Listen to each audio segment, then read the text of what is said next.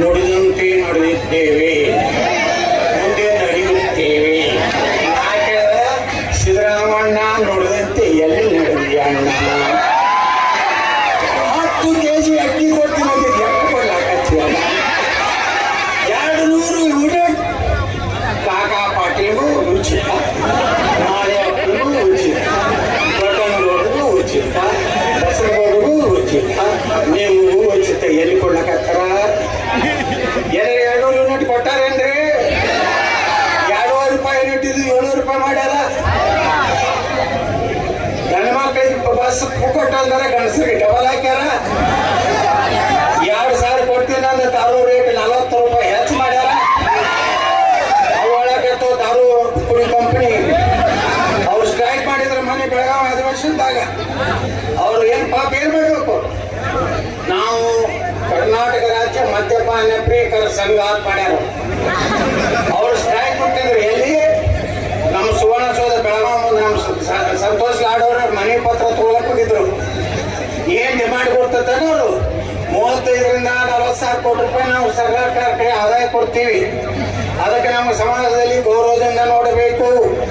Number 1. Number 2, ನಾವು ಬಾರಿಗೆ ಹೋದ್ವಿ ಅಂದ್ರೆ ಪಾಪಡ್ ಚಿಪ್ಸ್ ಎಲ್ಲ ಪುಕಟ್ ಕೊಡಬೇಕು. ನಮಗ ಏನ್ ನಾವು ಸರ್ವಿಸ್ ಕೊಡೋ ರೆಸ್ಪೆಕ್ಟೆಡ್ ಸರ್ ಯಾವ ಪಾಠ ಕೇಳಬೇಕು.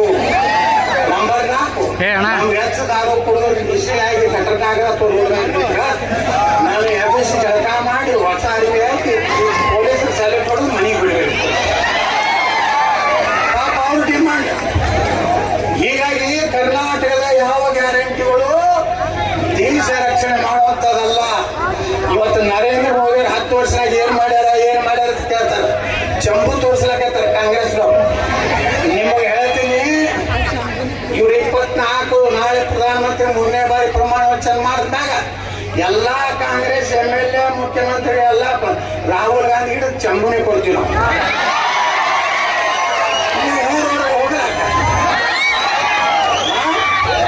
ಒಂದು ವೇಳೆ ನಮ್ಮ ದೇಶ ಉಳಿಬೇಕಾಗಿತ್ತು.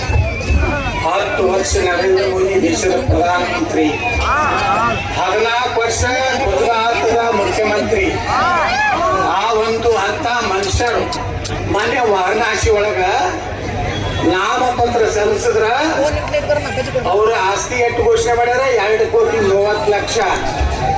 ಅದೇ ಇಲ್ಲಿ ಶಿವಕುಮಾರ್ DK ಶಿವಕುಮಾರ್ ಆಸ್ತಿ, ಅಣ್ಣತಮ್ಮರ ಆಸ್ತಿ ಎಷ್ಟು ಮಂದಿ ಡಿಕ್ಲೇರ್ ಮಾಡ್ಕೊಂಡು 2,000 ಕೋಟಿ ರೂಪಾಯಿ. ಮೆಂಡು ನ್ಯೂಸ್ ನೆಟ್ವರ್ಕ್, ಸತ್ಯದ ಕನ್ನಡಿ.